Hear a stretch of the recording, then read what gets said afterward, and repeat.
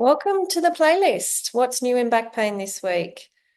I like to keep a track of it all and I like to share what's new and what's cool and what's not, and what I find fun and what I find exciting and what I find scary. So, the first one, I've got four what's new things to comment on this week. I will put all the links below. So, if anything I chat about you want to explore more, feel free. First thing I came across today was this week rather, was a fairly cringe-worthy American TV video on avoiding holiday back pain, which I thought was pretty fun.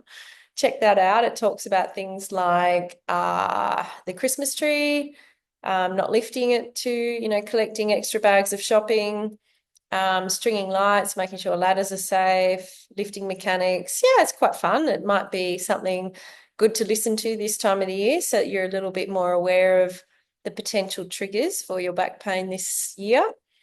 Second study I came across was a Aussie-based Monash University study, actually, which basically was the headline reads, small male weight gains increase the risk of back pain and disability.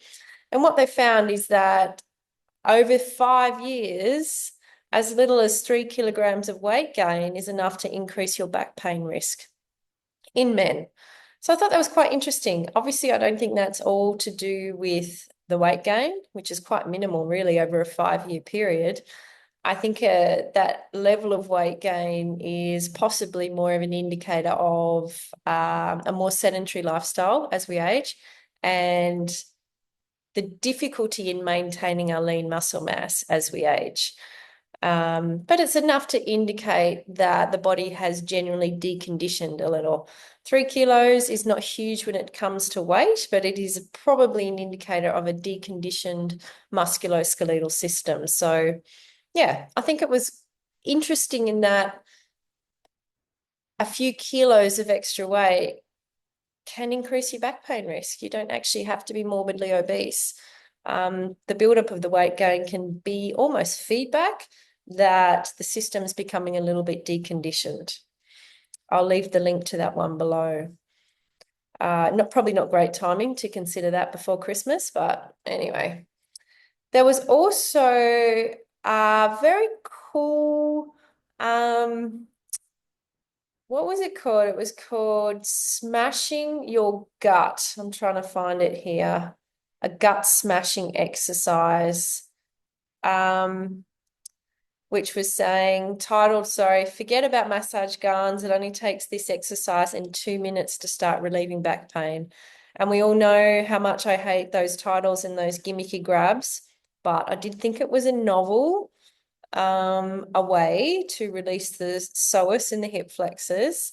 Again, I'll put the video below, but essentially, this guy is recommending laying on a basketball, face down, belly first, and simply letting your body drop onto the ball and then wriggling a little bit so that the ball can massage the anterior or the front part of your belly. There's lots of caveats in the article. I actually think it's a reasonable thing to try. We probably do it very gentler in the clinic with soft myofascial balls at the front of the hip flexors, where this was more into the gut, where it will target the anterior abdominal musculature, which is something a little bit new. I wouldn't want to do it on a full stomach. I wouldn't want to do it if you were in any way bowel blocked from painkillers. But yeah, something to check out. I don't see too much harm in trying it. It might give you some short-term relief.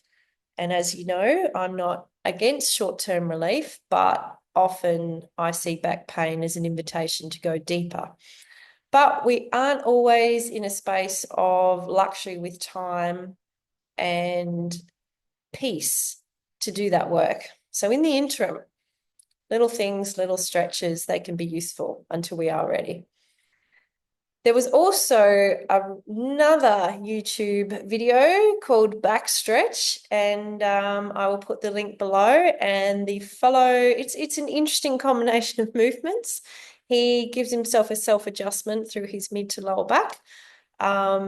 I couldn't help but looking at him thinking if he could get in that, if he had that level of mobility to start with, he probably doesn't need to be adjusting his spine.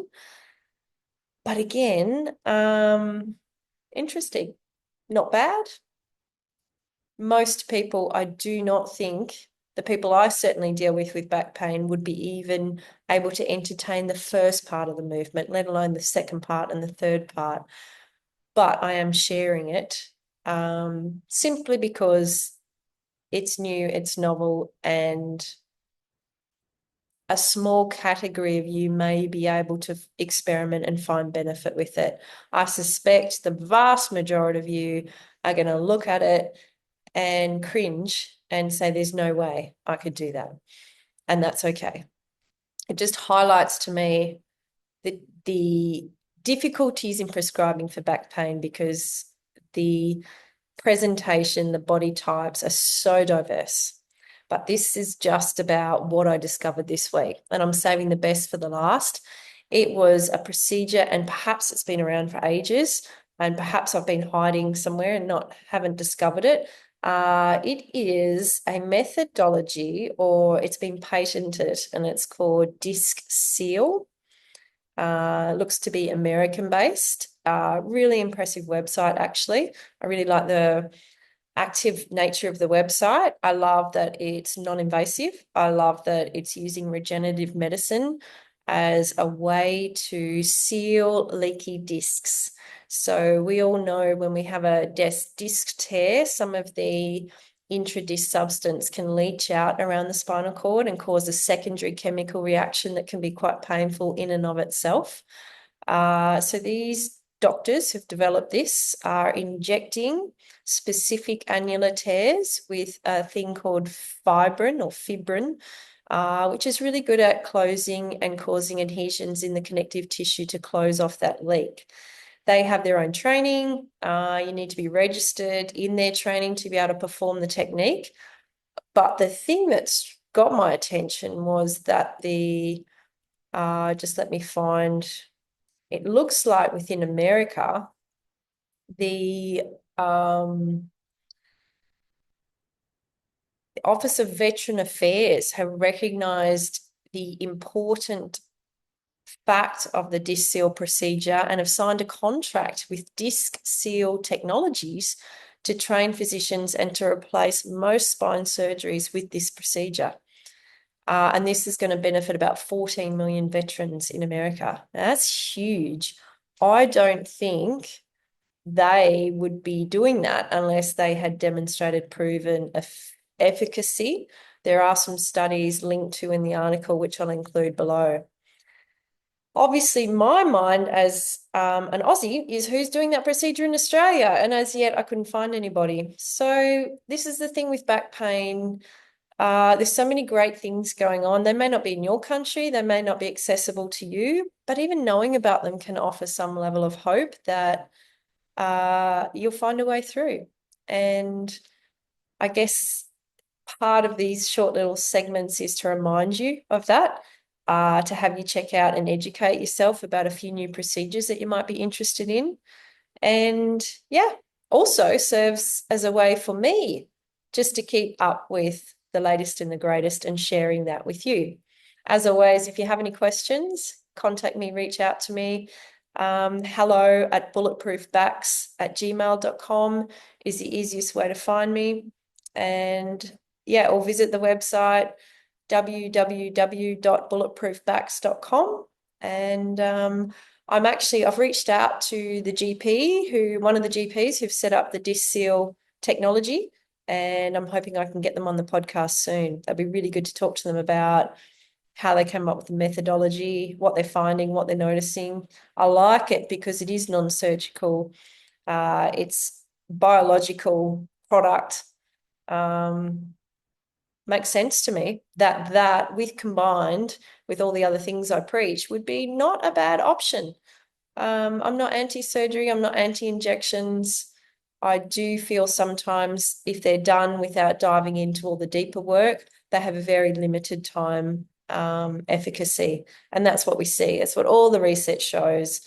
Surgical outcomes for back pain are pretty poor. done in the wrong person at the wrong time. So yeah, that's a wrap on this week.